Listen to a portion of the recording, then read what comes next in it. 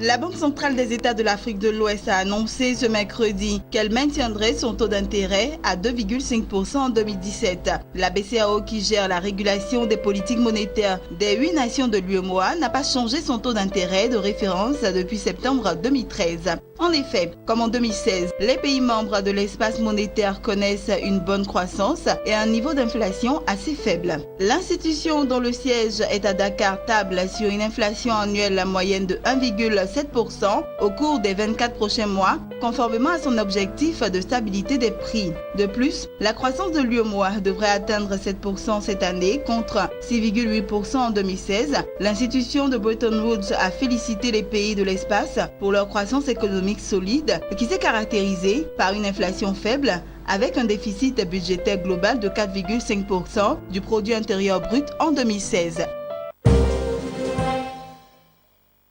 En adoptant le 1er mars 2017 à Yaoundé le rapport de gestion des états financiers de l'espace 2016 de la Caisse nationale de prévoyance sociale, la CNPS, les administrateurs de ce bras armé de l'État en matière de la sécurité sociale ont noté un résultat financier de 43,7 milliards de francs CFA. Une performance jamais atteinte depuis 1967, date de la création de l'organisme selon cet administrateur. Ce résultat s'explique selon la direction générale de la CNPS par la revalorisation l'année dernière des taux de cotisation sociale de 7 à 8,4% et le relèvement du plafond des salaires cotisables de 300 000 francs CFA à 750 000 francs CFA.